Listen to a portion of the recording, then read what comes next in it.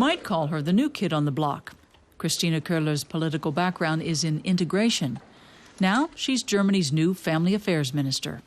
I swear that I will use my efforts for the good of the German people, to foster their benefits and protect them from harm. Köhler is the youngest member of the cabinet. She succeeds the popular Ursula von der Leyen. Until last Friday, not even Köhler would have thought it was possible.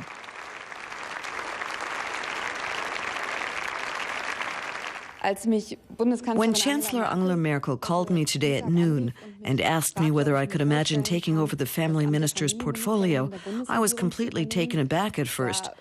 Then, of course, I was filled with respect.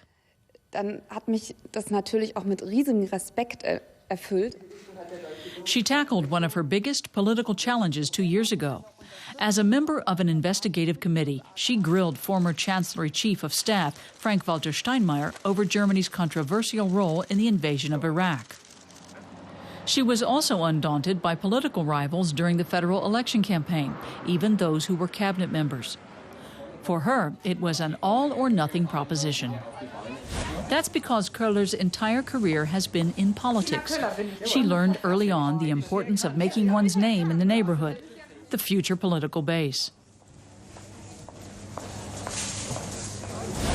She fought for every vote, shook every hand, wasn't afraid to display a human touch. However, Köhler is also at ease in powerful circles. Hessen State Premier Roland Koch is said to have played a key role in putting her in the cabinet. And now there's little time for her to reflect. By the time she took the reins at the Family Affairs Ministry, the coalition was already clashing over financial support for small children. Minister Köhler had to take the stage immediately.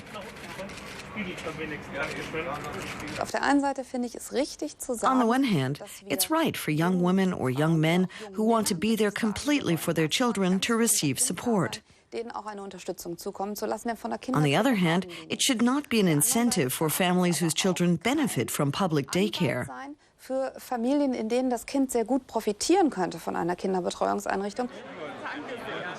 She might not be able to solve the problem overnight, but Köhler enjoys high esteem among her colleagues, especially in her former field of expertise, domestic policy. She's smart, she's competent, and very ambitious. Even if her work in recent years didn't center on family affairs, I can imagine that she'll absorb what she needs to know quickly. The opposition isn't as sure. They say putting a backbencher in charge of a ministry is going too fast. I can't think of anything that I expect of her. Since Kristina Köhler is the new family minister but remains a blank slate and has yet to comment on all the issues, whether families, seniors, or women and children, we think we can respond only very cautiously to her appointment. I don't know her well enough, and I'm careful making judgments, so ask me again in 6 months. In any case, nobody's expecting huge changes from the Family Affairs Ministry. It's a matter of giving families, young couples, almost all of whom want kids, the framework to make their wish come true, to have children, preferably more than one. Because Köhler is single and childless, some might question her appointment.